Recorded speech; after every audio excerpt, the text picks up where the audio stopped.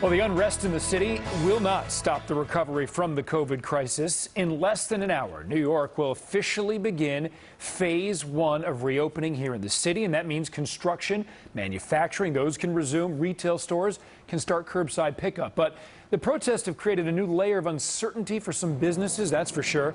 News 4's Checkey Beckford live for us inside Grand Central Terminal, walking us through what to expect when the city does restart in an empty Grand Central. That is shocking to see, Checkey.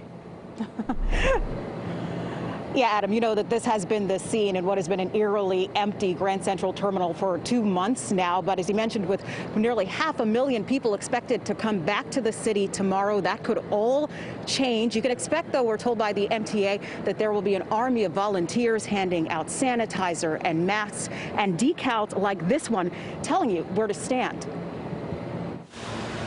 Our camera was there as New York City transit workers measured and placed social distance decals on subway platforms. We're laying out these visual cues to remind our riders to do what they can to distance themselves.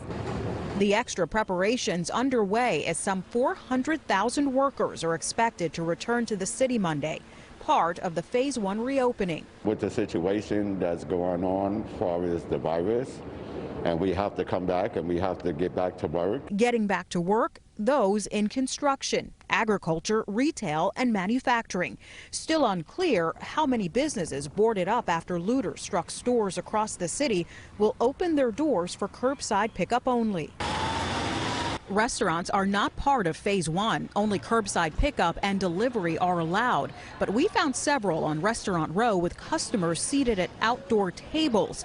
A worker pouring water here, a woman bringing food to a table at Hourglass Tavern.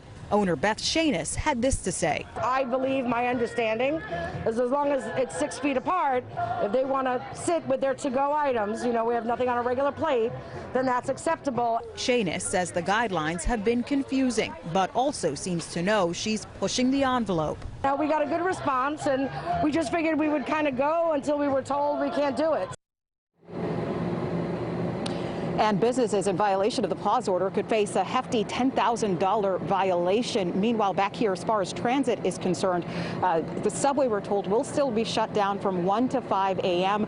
to allow for disinfecting, but all other service should be full service, we're told by the MTA. We're live tonight inside Grand Central Terminal. Checkey Beckford, News 4 New York. Okay, see a couple people there. You're not alone, Checkey. Thank you. One more note tonight. New York City extended its suspension of alternate side parking. It will be suspended for 2 more weeks until June 21st. Well, New York City, not the only place making strides in reopening this week. While the city reopens tomorrow, the region known as Mid-Hudson, which includes Westchester and Rockland counties, they're going to enter phase 2 of reopening Tuesday. And then Long Island will hit phase 2 on Wednesday. Phase 2, by the way, includes allowing in-person shopping with social distancing measures. Real estate businesses can also resume in phase 2 as well. Another step forward for New York. Outdoor graduations will be allowed starting June 26th. Social distancing measures have to be in place. Ceremonies are capped at 150 people. New Jersey also allowing outdoor ceremonies. Theirs start July 6th. Well, the number of deaths from COVID-19 continues to climb. In the U.S. alone, more than 110,000 people have now died from the virus. More than 400,000 people have died worldwide from COVID-19.